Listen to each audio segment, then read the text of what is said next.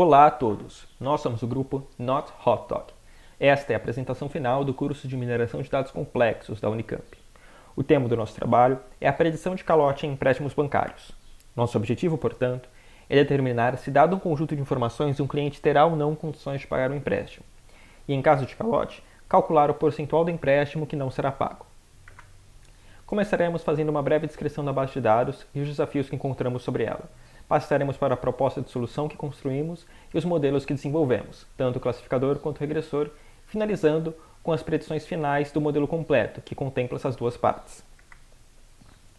Sobre a base de dados, nosso target é reportado em loss, que representa o percentual do empréstimo que não foi pago.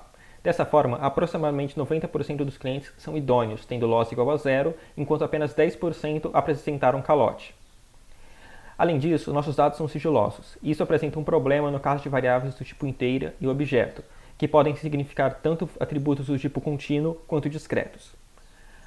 Há presença de outliers na base de dados. Sua remoção foi testada, mas não se mostrou favorável à predição do modelo de classificação, portanto, eles foram mantidos. Features com dados faltantes foram tratadas por duas abordagens diferentes. Na primeira, foram completados os dados faltantes pela média direta das features. Na segunda, foi completada pela média das features segregadas por classe, calote e não calote.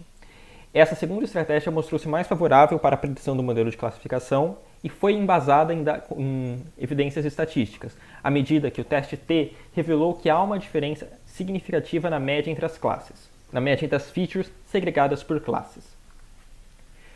A alta dimensionalidade da base de dados, que contempla mais de 700 features, representa uma complexidade adicional ao modelo, que pode prejudicar o treinamento, levando a tempos de treinamento bastante elevados. Duas estratégias de redução foram testadas. Na primeira, features com correlação maior que 0.7 em valor absoluto foram removidas, e na segunda fizemos um PCA, tal que os componentes explicassem 90% da variação dos dados. A síntese de nossa proposta de solução é apresentada a seguir. Primeiro, um classificador que determinará se um cliente terá ou não condições de pagar o empréstimo, treinado sobre todos os dados, tanto de calote quanto de não calote. Nesse caso, se aplicam técnicas de balanceamento e de peso. Para o regressor, que predigerá o percentual do empréstimo que não será pago, ele foi treinado apenas sobre os dados de calote. Nesse caso, não se aplicam técnicas de balanceamento e de peso. Para o classificador, apresentamos os resultados de acurácia balanceada, reportada sobre o conjunto de validação, sendo esse um conjunto sem presença de dados sintéticos e, portanto, desbalanceado, mantido fixo em todos os casos. Além disso, para o caso da classificação, a estratégia de feature selection, tanto por PCA quanto por correlação, não se mostrou favorável, prejudicando a performance do modelo e a acurácia balanceada. O único caso em que houve feature selection foi o caso da SVM, para o qual tivemos dificuldades em treinamento e tivemos que reduzir a dimensionalidade do banco de dados. Além disso, testamos a estratégia de balanceamento e de peso nas funções de custo. No caso da regressão logística, podemos observar que os pesos foram mais eficientes, resultando em uma acurácia balanceada um pouco maior sobre o conjunto de validação. Entretanto, isso não é válido para todos os casos, sendo que, em especial para o modelo final Gradient Boost, um modelo de ensemble de árvores de decisão, notamos que o Smooth Sim balanceamento da base de dados foi mais eficiente que a estratégia de pesos. Para esse caso, apresentamos o resultado detalhado, na matriz de confusão e métricas do modelo. Pela matriz de confusão, notamos que há uma predição bastante certeira no caso de valores de not loss, ou seja, de não calote, enquanto para os dados de calote, o modelo não tem uma predição tão boa, sendo esse um resquício do desbalanceamento inicial que não conseguimos tratar perfeitamente com a inserção de amostras sintéticas.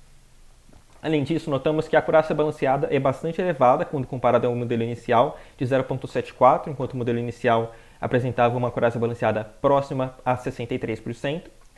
A área sobre a curva é de 0.89, a precisão de 0.5 e o recall de 0.54. Para a regressão, testamos a feature selection, tanto por PCA quanto por correlação, e por correlação ela se mostrou mais eficiente, reduzindo o tempo de treinamento e melhorando os resultados do modelo. Apresentamos os resultados de média do erro absoluto e erro máximo, em azul e laranja nos eixos esquerdo e direito do gráfico à direita. Notamos que o modelo com menor média do erro absoluto foi o SVR. Contudo, ele é acompanhado de um erro máximo bastante elevado. Podemos observar isso através do gráfico de valores preditos por observado para o SVR.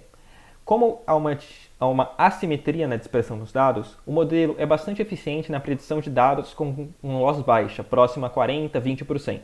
Entretanto, conforme uma loss elevada, próxima a 80%, o modelo já tem uma discrepância muito maior entre valores preditos e observados, tanto para os conjuntos de treino, em azul, quanto a validação, em laranja.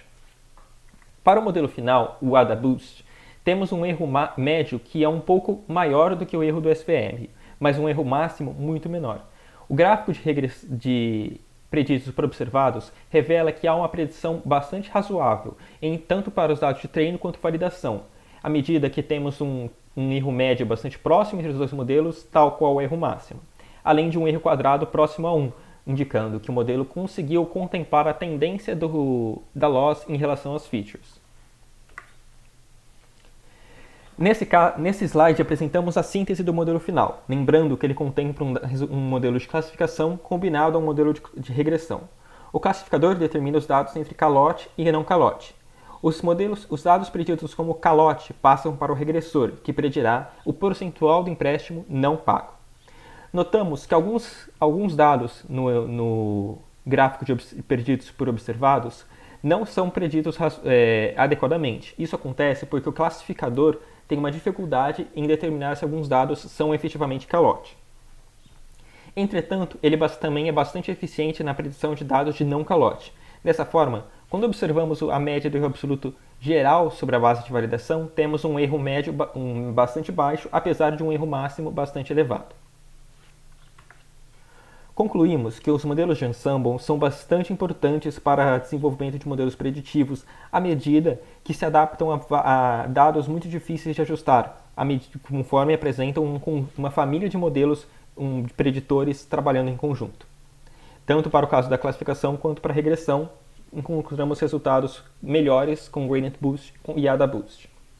O Small Team mostrou-se a técnica de balanceamento mais adequada no nosso problema, apesar da estratégia por pesos também ter se mostrado favorável em alguns casos. A alta dimensionalidade é um desafio bastante problemático.